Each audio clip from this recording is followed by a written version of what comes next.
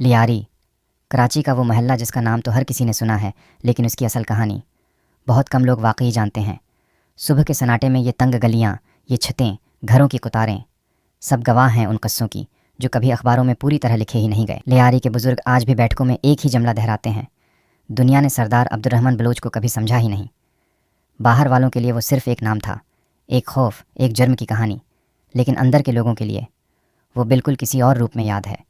Media کی head lines نے اسے ڈاکو، گینگسٹر اور رحمان ڈکیت بنا کر پیش کیا۔ پولیس کی فائلوں میں اس کے نام پر موسٹ وانٹڈ کی مہر 2023 لگ گئی۔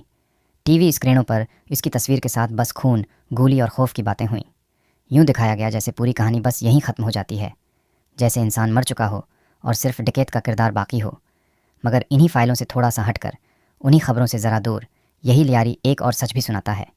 یہاں کی گلیوں میں بچوں کی ہنسی اب بھی گونجتی ہے، عورتیں روزمرہ کی فکر میں مصروف رہتی ہیں، اور غریب مائیں بس یہ سوچتی ہیں کہ شام کو چولہا کیسے جلے گا۔ انہی چھوٹے چھوٹے گھروں کے اندر اسی آدمی کے بارے میں ایک بالکل مختلف زبان میں بات ہوتی ہے۔ لیاری کے بہت سے لوگ اسے رحمان ڈکیت نہیں بلکہ خاں سردار کہہ کر یاد کرتے ہیں۔ ان کے لیے وہ شخص تھا جو محلے کے کمزوروں کے ساتھ کھڑا ہوتا، جھگڑے ختم کرواتا، فیصلے کرواتا، اور لوگوں کو یہ احساس دلاتا تھا کہ تمہاری بھی عزت ہے، تم تنہا نہیں ہو۔ لوگ بتاتے ہیں کہ جب کہیں بھوک زیادہ ہو جاتی تو کسی دن اچانک دیگیں چڑھ جاتی، یتیم بچوں کے لیے عید کے کپڑے آ جاتے، غریبوں کے گھروں تک راشن پہنچ جاتا، اور بہت سے دروازوں پر کسی کا نام لیے بغیر مدد رکھی جاتی تھی۔ شاید اسی لیے کچھ لوگ اسے ظالم نہیں بلکہ اپنے دکھوں کا ساتھی سمجھتے رہے۔ لیکن یہ بھی سچ ہے کہ اسی لیاری نے خوف کے دن بھی دیکھے ہیں۔ راتوں کو گولیوں کی آوازیں گونجتی تھیں، پولیس آپریشن ہوتے، گلیاں سنسان ہو جاتے، بیٹوں کو دروازوں اور گلی کے کونوں سے دور رکھتی تھیں۔ ایک طرف لوگوں کی زبان پر سردار کا نام تھا تو دوسری طرف فائلوں میں لکھا ہوا جرم بھی موجود تھا۔ یہی دوہرا سچ لیاری کے دل پر برسوں تک زخم بن کر رہا۔